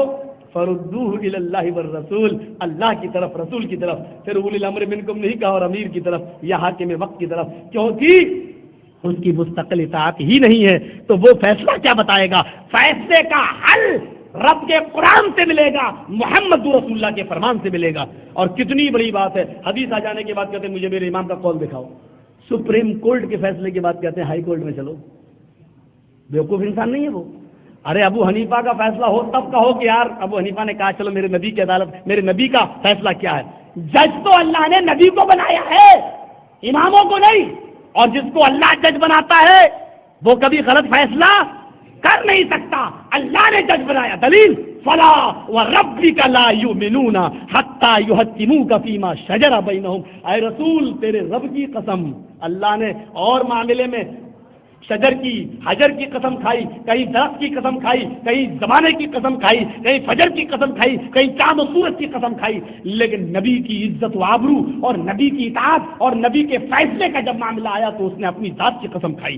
کیا فرمایا؟ فلا وربک، اے رسول تیرے رب کی قسم، لا یؤمنون، یہ مومن نہیں ہو سکتے. کب تک؟ حتی یحکموک فیما شجر بینہم، جب تک کہ اپنے سارے اختلافات میں آپ کو حاکم نہ مان لیں، آپ کو جج نہ مان لیں، آپ کو فیصل نہ مان لیں. اور فیصل بھی ایسا کہ ثم لا یجدوا فی انفسہم حرجا مما قضیت، جب آپ کوئی فیصلہ کر دیں تو اس فیصلے کے بعد ان کے دل میں تنگی نہیں ہونی چاہیے. جس کے خلاف آپ کا مقدمہ، آپ کا فیصلہ جائے، اس کے دل میں تنگی نہیں ہونی چاہیے. وَيُسَلِّمُوا تسلیما، بلکہ وہ پوری طرح تسلیم کر لے. جج بنایا ہے، اور اللہ جس کو جج بناتا ہے اس سے غلطی نہیں ہوتی ہے، اور جو جج نہیں ہے ان سے غلطی ہو سکتی ہے فیصلہ کرنے میں. دنیا کی عدالت سے میں آج جو جج بنے ہوئے ہیں، ان کو ہم نے اور آپ نے جج بنایا ہے، اس لیے غلط فیصلے کر سکتے ہیں. لیکن محمد رسول اللہ کو جج ہم نے اور آپ نے نہیں، جناب محمد رسول اللہ کو اللہ نے بنایا ہے، اس لیے وہ غلط فیصلہ نہیں کر سکتا. اچھا، ابو حنیفہ کو امام کس نے بنایا؟ اللہ نے کہا تھا کہ نبی کے بعد 4 امام اور بھیجوں گا، یا اللہ کے نبی نے کہا تھا کہ میرے انتقال کے بعد 4 امام اور آئیں گے؟ ابو حنیفہ کو امام کا درجہ کس نے دیا؟ بزرگ کس نے بنایا؟ امام شافعی کو کس نے بنایا؟ ہم نے اور آپ نے، لوگوں نے. اور انسان کو جب بزرگ بناتا ہے تو انسان بنانے میں بھی غلطی کر سکتا ہے، اور جس کو بنا رہا وہ بھی غلط ہو سکتا ہے. لیکن اللہ جس کو بزرگ بناتا ہے اس سے غلطی نہ تو اللہ سے ہو سکتی ہے اور نہ اس سے جس کو اللہ بنا رہا ہے. اور محمد کو رسول کس نے بنایا؟ اللہ نے. اس لیے کلمے میں یہ جملہ آتا ہے محمد الرسول اللہ، محمد اللہ کے رسول ہیں. 3 چیزیں بتائی گئی. نام محمد، عہدہ کیا ہے؟ آپ رسول ہیں. اور یہ عہدہ دیا کس نے؟ آپ اللہ کے رسول ہیں، یعنی اللہ نے رسول بنایا ہے. اور اللہ جب کسی کو بزرگ بناتا ہے، رسول بناتا ہے، تو بنانے والا بھی غلط نہیں اور جس کو بنا رہا ہے وہ بھی غلط نہیں. یہ ہے عظمت رسول. ان تمام چیزوں کو ماننے کے باوجود بھی ہم کافر ہیں. ہم اتنا نبی کو مانتے ہیں تب بھی ہم گستاخ ہیں، اور یہ بیچارے رسول کی کچھ نہ مانے تو پکے رسول کے شیدائی ہیں. تعداد کی بنیاد پر آپ نہیں ہو جاؤ گے. ایک آدمی مجھ سے کہنے لگا مولوی صاحب میں جنت میں پہلے جاؤں گا. انڈیا کے اندر ٹرین میں سفر کرو بڑا مزہ آتا ہے، کبھی کبھی بحث سے پورا سفر طے ہو جاتا ہے. کہا ایک آدمی مجھے مولوی صاحب میں پہلے جنت میں جاؤں گا. میں نے کہا کیوں؟ تیرے باپ کو ٹھیکے میں ملی تھی کیا؟ تیرے باپ کو ٹھیکے میں ملی ہے کیا؟ کہنے لگا نہیں مولوی صاحب ایسی بات نہیں ہے، ہم لوگ نمازیں زیادہ پڑھتے ہیں اس لیے پہلے جائیں گے. تم ظہر کی 10 پڑھتے ہو، ہم 12 پڑھتے ہیں. تم مغرب کی 5 پڑھتے ہو، ہم 7 پڑھتے ہیں. تم عشاء کی 7 پڑھتے ہو، ہم 17 پڑھتے ہیں. تم تراویح 8 پڑھتے ہو، ہم 20 پڑھتے ہیں. ہم زیادہ پڑھتے ہیں، ہم پہلے جائیں گے. ہم نے کہا ہم شارٹ کٹ سے جائیں گے، تم لمبا چکر لگا کے آنا. ہم نے کہا ہم شارٹ کٹ سے جائیں گے، یہ شارٹ کٹ ہمیں دکھائی دے رہی ہے، ہم کیوں اپنا پیٹرول پھونکیں، کیوں ڈیزل پھونکیں، کیوں ہمیں دکھائی دے رہا ہے ہم اس میں جائیں گے، ہم شارٹ کٹ سے جائیں گے. پھر میں نے کہا اچھا سن، تیرا بھی عقلی جواب تھا تو میرا بھی عقلی جواب سن. ہم نے کہا ظہر تجھ سے پہلے میں پڑھتا ہوں، عصر تجھ سے پہلے میں پڑھتا ہوں، فجر تجھ سے پہلے میں پڑھتا ہوں، مغرب تجھ سے پہلے 2-3 منٹ وہ بھی پہلے میں پڑھتا ہوں، ساری نمازیں تجھ سے پہلے میں پڑھتا ہوں. پہلے میں جنت میں جاؤں گا، اندر سے بند کر دوں گا، تجھے گھسنے ہی نہیں دوں گا. کہنے لگا ہٹ کیا بات کرتے ہو، ہمارے باپ کی جنت ہے. میں نے کہا وہ تو میں کہہ چکا ہوں تجھ سے پہلے. ہم نے کہا سن، نہ جنت تیرے باپ کی ہے نہ میرے باپ کی ہے. جنت میں وہی جائے گا جو صرف رب کے قرآن پر عمل کرتا ہو، محمد رسول اللہ کے فرمان پر عمل کرتا ہو. اور ایک اور ملا بھیونڈی میں، کل میں نے واقعہ بتایا تھا پرسوں 2-3 دن پہلے. بھیونڈی میں بمبئی کے اندر ایک اور ملا، بیچارہ 40 دن کا چلہ لے کے آیا تھا. ہم نے کہا چلو اسٹیج پہ بٹھا دو. اسٹیج پہ بٹھایا عزت. ہم نے کہا پہلے ان کو عزت دو تب نہ سنیں گے. یہ بٹھا دیا. ایک سوال کر دیا اس نے تقریر سن کر، مولوی صاحب آپ کس امام کو مانتے ہیں؟ میں نے کہا الحمدللہ میں چاروں کو مانتا ہوں. میں نے کہا مائک دے دو اس کو. اناؤنسر کے پاس جو مائک تھا اس کو دے دیا. میں نے کہا میں چاروں کو مانتا ہوں. نہیں چاروں کو تو ہم بھی مانتے. آپ تقلید کس کی کرتے ہیں؟ میں نے کہا میں چاروں کی کرتا ہوں. چاروں کی کیسے ہو جائے گی؟ میں نے کہا تم کس کی کرتے ہو؟ بولا میں مانتا تو چاروں کو ہوں لیکن تقلید ابو حنیفہ کی کرتا ہوں. چاروں برق بات صرف ابو حنیفہ کی مانتا ہوں. میں نے کہا ابو حنیفہ کی کیوں مانتے؟ بولا میری مرضی، یہ امام بڑے ہیں، ہمارا دل مانتا. ہم نے کہا اسلام تیرے دل پہ اترا ہے، تیری مرضی پہ اترا ہے، جو تیرا دل کرے گا کہے گا وہ کرے گا. کہ نہیں امام تو 4 ہیں، چاروں برق بات کسی ایک کی ماننا پڑتی ہے. میں نے کہا کہ اچھا اللہ کے نبی کی حدیث ہے 4 امام تم کہہ رہے ہو، اللہ کے نبی کی حدیث ہے کہ میری امت میں 73 فرقے ہو جائیں گے، 72 جہنمی الا ملت الواحدہ، ایک جنتی۔ ہم نے کہا تو ایک جنتی مسلک فرقہ بتلا دے، چل میں وہ مسلک میں آنا چاہتا ہوں جنتی۔ کہنے لگا کہ آپ آ جائیں گے؟ میں نے کہا آ جاؤں گا۔ کہا اہل حدیثوں کو چھوڑ دو گے؟ میں نے کہا جاؤ چھوڑ دوں گا، ویسے تو میں 3 طلاق 1 مانتا ہوں، لیکن اہل حدیثوں کو 3 طلاق دے دوں گا، تو جنتی بتا کون ہے؟ میں نے کہا بتا۔ میں نے کہا ابھی پھنستا ہی ہے۔ اس نے لکھ دیا اسی کاغذ کے اوپر، سی ڈی بنی ہے اس کی، سی ڈی ہے اس کی، بہت انڈیا میں چلتی ہے اس سی ڈی کو دیکھ کر اللہ کا شکر ہے بہت سے لوگ اہل حدیث بھی ہوئے ہیں، اللہ تعالیٰ تکبر و غرور سے بچائے۔ تو میرے بھائیوں غور کرو، اس نے فوراً لکھا کہ حنفی مسلک جنتی ہے، حنفی ابو حنیفہ کے ماننے والے جنتی۔ میں نے کہا اہل حدیثوں اب تو مجھے طلاق دینا ہی پڑے گی تمہیں، کیونکہ میرے بھائی نے جنتی مسلک بتلا دیا ہے، اور کون نہیں چاہتا کہ وہ جنت میں جائے؟ آج مجھے جنتی فرقہ معلوم ہو گیا ہے۔ میرے بھائی نے لکھ دیا کہ حنفی مسلک جنت میں جائے گا۔ اب یہ نیچے اس کے یہ لکھ دیں کہ شافعی جہنمی، مالکی جہنمی، حنبلی جہنمی، اور اس کے علاوہ 72 جتنے سب جہنمی۔ کہنے لگا یہ کیوں لکھوں؟ میں نے کہا ایک جائے گا نا، سب جہنمی ہوئے نا، لکھ۔ بولا نہیں، 4 امام، چاروں برعکس، چاروں جنتی۔ ایک دم پلٹ گیا۔ میں نے کہا چل یہی لکھ دے تو یار، چل یہی لکھ، ایسا بھی تجھے آدمی کہاں ملے گا مولوی، تجھے اجازت دیتا، چل یہی لکھ دے۔ اس نے یہی لکھ دیا، 4 امام، چاروں مسلک، چاروں برعکس، چاروں جنتی۔ میں نے کہا چاروں جنتی لکھ دیا؟ کہاں؟ میں نے کہا اب نیچے لکھ دے کہ اللہ کے رسول کی حدیث جھوٹی۔ بولا کیا؟ میں نے کہا اللہ کے نبی فرماتے ہیں بنی اسرائیل 72 فرقوں میں بٹے تھے، میری امت 73 فرقوں میں بٹے گی، 72 جہنمی، ایک جنتی، کلہم فی النار الا ملۃ الواحدہ، سب جہنمی ایک جنتی۔ تو لکھ رہا ہے 4 جنتی، 4 برحق، چاروں امام، چاروں جنتی۔ تو لکھ رہا ہے 4 امام، 4 برحق، چاروں جنتی، اور تو اور اللہ کے رسول کی حدیث ہے ایک جنتی۔ اب لکھ دے نبی کی حدیث جھوٹی۔ کہتا میں 4 لکھتا ہوں تب بھی پھنس رہا ہوں، 1 لکھتا ہوں تب بھی پھنس رہا ہوں۔ تو اس نے ایک چال چلی شوکہ بازی، کہتا کہ تم ہی بتاؤ۔ میں نے کہا میں لکھ دوں گا، بتا بھی دوں گا، تم مانو گے؟ میں تو ماننے کے لیے تیار ہوں، تم بتاؤ تو صحیح، یا پھر میں بتاؤں تجھے ماننا پڑے گا۔ مجمع عام میں اس نے کہا میں مانوں گا، لیکن اہل حدیث لکھو گے تو نہیں مانوں گا۔ تعصب دیکھو اہل حدیثوں سے اس کا پہلا کتنا۔ بولا کہ میں مانوں گا لیکن اہل حدیث لکھو گے تو نہیں مانوں گا۔ میں نے کہا لا پہلے میں لکھ دیتا ہوں اہل حدیث جہنمی۔ اب وہ میرا چہرہ دیکھتا ہے، یہ تو اپنے آپ کو سب سے پہلے جہنمی لکھ رہا ہے۔ میں نے کہا سن، اہل حدیث جہنمی، قادیانی جہنمی، چکلالوی جہنمی، پرویزی جہنمی، حنفی، شافعی، مالکی، بریلوی، حنبلی، شیعہ، سب کو میں نے جتنے نام تھے یاد وہ سب لکھ دیے، اور اس کے علاوہ جتنے فرقے سب جہنمی۔ بولا پھر جنت میں کون جائے گا؟ میں نے کہا صبر کر بھی لکھتا ہوں۔ میں نے نیچے لکھا جو رب کے قرآن کو پکڑے ہوگا اور جناب محمد رسول اللہ کی حدیث پر عمل کرتا ہوگا بس یہ جنتی۔ کہتا قرآن اور حدیث تو تم ہی کہتے رہتے ہو، قرآن و حدیث، قرآن و حدیث۔ میں نے کہا تو اپنی زبان سے کہہ رہا، میں نہیں کہہ رہا ہوں، اندازہ لگا۔ بولا کہ اچھا ٹھیک ہے، موقع دو مجھے کچھ دن سمجھنے کا۔ اسٹیج کی بات تھی، 35,000 کا مجمع تھا تقریباً میرے بھائیوں۔ لوگوں نے کہا جانے دو، ہم نے بھی سوچا کہ جاؤ جانے دو، ہم کو کیا زبردستی، تو اسلام ہے، لیکن آج تک اس کا پھر کوئی جواب نہیں آیا۔ اب اللہ بہتر جانے کہ اس نے سوچا ہے کہ نہیں سوچا ہے۔ میرے بھائیوں میں آپ کو یہ حقیقت بتاتا ہوں، اور یہ سچ ہے کہ صرف کتاب و سنت ہی ہماری اساس ہے، ہماری بنیاد ہے۔ اللہ کے نبی نے یہی 2 چیزیں چھوڑی ہیں اور فرمایا کہ ترکت فیکم امرین لن تضلوا، گارنٹی کارڈ دے رہے ہیں اللہ کے رسول۔ لن تضلوا کیا ہے؟ ما تمسکتم بہما، یہ کیا ہے؟ گارنٹی کارڈ ہے۔ فرمایا ترکت فیکم امرین، 2 چیزیں میں چھوڑ کر جا رہا ہوں۔ کون کون سی ہے وہ 2 چیزیں؟ اور کیا کہا؟ لن تضلوا ما تمسکتم بہما، جب تک تم ان دونوں کو پکڑے رہو گے کائنات کی کوئی طاقت تمہیں گمراہ نہیں کر سکتی۔ یہ ہے گارنٹی کارڈ۔ یہاں سے بھی ایک الٹا، ایک سیدھا مفہوم نکالو، ایک الٹا مفہوم نکالو۔ لن تضلوا ما تمسکتم بہما، جب تک تم ان دونوں کو پکڑے رہو گے کائنات کی کوئی طاقت تمہیں گمراہ نہیں کر سکتی۔ آج ہم گمراہ ہیں اس لیے کہ ہم نے ان دونوں چیزوں کو مضبوطی سے نہیں پکڑا ہے۔ یہ ہے اس کا الٹا مفہوم۔ اور جس دن ہم دونوں چیزوں کو مضبوطی سے پکڑ لیں گے گمراہی مٹ جائے گی، اور جب ہم ان دونوں چیزوں کو چھوڑ دیں گے گمراہ، فرقے بازی سے بڑی اور گمراہی اور کیا ہوگی۔ اور اللہ کے رسول ایک بہت باریک اشارہ کر گئے، بتاؤں بہت پیارا نقطہ چھوڑ گئے اللہ کے رسول۔ ابن ماجہ کی روایت ہے، حضرت جابر اس حدیث کے راوی ہیں، ذرا غور کرنا اس نقطے پر۔ حضرت جابر کہتے ہیں، میں آخری بات بتا رہا ہوں ذرا صبر سے سنیے گا۔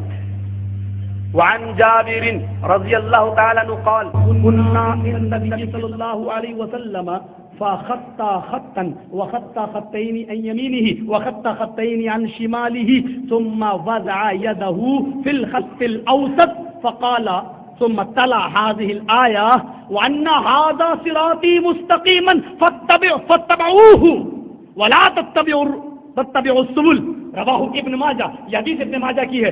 حضرت جابر فرماتے ہیں کہ کننا عند النبی، ہم اللہ کے نبی کے پاس بیٹھے ہوئے تھے، ہم نبی اکرم کے پاس بیٹھے ہوئے تھے، فخط خطن، آپ نے ایک لائن سیدھی کھینچی، فخط خطن، آپ نے ایک لائن سیدھی کھینچی، وخط خطین یمینی، اور اس کے دائیں طرف دو لائنیں کھینچی اور اس کو سیدھی لائن سے ملا دیا، وخط خطین یمینی، دو لائنیں اس کی دائیں کھینچی، وخط خطین یساری، اور دو لائنیں آپ نے اس کے بائیں کھینچی، اور پھر آپ نے اس آیت کی تلاوت فرمائی، وَأَنَّ هَذَا صِرَاطِي مُسْتَقِيمًا، سیدھے ہاتھ سیدھی لائن پر آپ نے اپنے انگلی کو رکھا اور فرمایا وَأَنَّ هَذَا صِرَاطِي مُسْتَقِيمًا، یہ میرا سیدھا راستہ ہے، وَاتَّبَعْتُمُوهُ، تم اسی کی اتباع کرو، وَلَا تَتَّبِعُوا السُّبُلَ، اور تم دوسرے راستوں کی پیروی اور اتباع نہ کرو، یہی میرا سیدھا راستہ ہے، یہی قرآن و حدیث کا راستہ ہے۔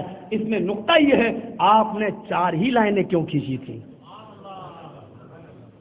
2 لائنیں دائیں 2 بائیں، وہ حدیث پہلے آ چکی ہے کہ 72 فرقے جہنمی، 1 جنتی، سب جہنمی، یعنی آپ کو معلوم تھا، اللہ نے من جانب اللہ آپ کو بتا دیا گیا تھا، اور آپ نے سارے فرقوں کے بارے میں یہ حکم عام دے دیا کہ جاؤ سب جہنمی 1 جنتی، لیکن 4 لائنیں کھینچ کر یہ اشارہ بھی کر گئے کہ فرقے تو بہت ہوں گے، لیکن 4 فرقے ایسے ہوں گے جو اپنے آپ کو سب سے بڑا ہونے کا دعویٰ کریں گے اور وہی اپنے آپ کو جنتی ہونے کا دعویٰ کریں گے، یہ نقطہ بھی پیش کر گئے۔ اور آپ نے دوسری روایت مستد احمد کی یہ ہے کہ آپ نے ان 4 لائنوں پر جو 2 دائیں 2 بائیں کھینچی تھی، ان لائنوں پر آپ نے لکھا ھذا سبیل الشیطان، ھذا سبیل الشیطان، ھذا سبیل الشیطان، ھذا سبیل الشیطان، اور جو سیدھا راستہ آپ نے کھینچا تھا لائن، اس پہ لکھا تھا ھذا صراط مستقیم، آپ نے لکھا یہ دائیں بائیں یہ شیطانی راستے ہیں، اور سیدھی جو لائن گئی ہے یہ صراط مستقیم ہے، یہ کتاب و سنت کی لائن ہے۔ تو میرے پیارے ساتھیوں، یہ 4 لائن کھینچ کر یہ اشارہ بھی کر گئے ہیں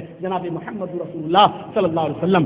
میرے پاس اور دوسری حدیثیں اس وقت پیش کرنے کا موقع نہیں ہے، چونکہ آپ خود دیکھ رہے ہیں ایک دن میں 2 پروگرام، جو آدمی، میں بھی انسان ہوں، جنات نہیں ہوں میرے بھائیوں، اور کوئی پیر مریدی بھی نہیں مانتا ہوں کہ کسی بابا کا سایہ ہو میرے اوپر، تو میں بھی ایک انسان ہوں، تھک جاتا ہوں، اور پھر رات میں پوری نیند نہیں ہوتی، اور دن میں پھر ہم سفر کرتے ہیں آپ لوگوں کے ساتھ، تو یہ 1.5 گھنٹے کا میرا یہ پروگرام، مجھے امید ہے کہ انشاءاللہ امت کے اختلاف کو مٹانے کی فکر میں آپ جو ہے گامزن ہوں گے، اور میری یہ کیسٹ آپ غیر مسلک والوں کو پہنچائیں گے، اور ان کے ذریعے آپ یہ دعا بھی کریں گے سب کہ اللہ تعالیٰ ان کو بھی صراط مستقیم پہ چلنے کی توفیق عطا فرمائے، اللہ ہم سب کو نیک کام کی ہدایت عطا فرمائے، وما علینا الا البلاغ المبین، وآخر دعوانا الحمد للہ رب العالمین، السلام علیکم۔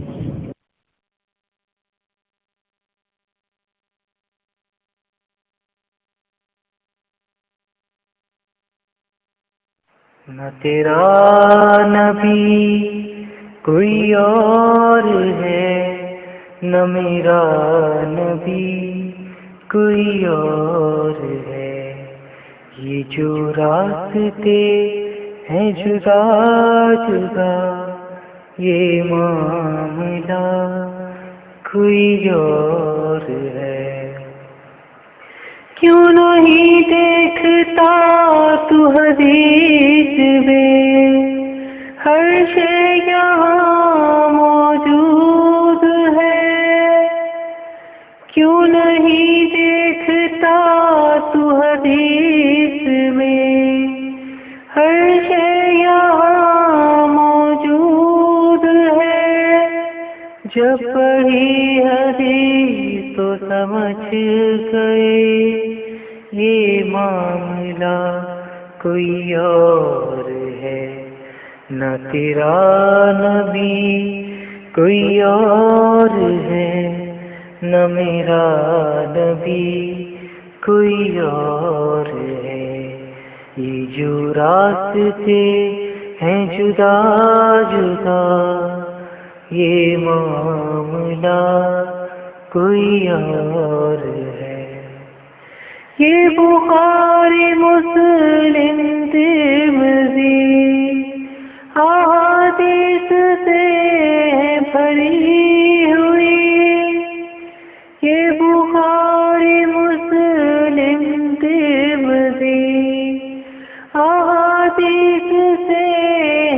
بھری ہوئی، تو نہ پڑھ سکا نہ سمجھ سکا، تو جان کے بھی انجان ہے، نہ تیرا نبی کوئی اور ہے، نہ میرا نبی کوئی اور ہے۔ یہ جو راستے ہیں جدا جدا، یہ معاملہ کوئی اور ہے۔ کیوں تکلیف میں ہے تو پھنسا ہوا، کیوں دور ہے تو حدیث سے، کیوں تکلیف میں ہے تو پھنسا ہوا، کیوں دور ہے تو حدیث سے، کیوں گھومتا ہے یہاں وہاں، ہر شے یہاں موجود ہے، نہ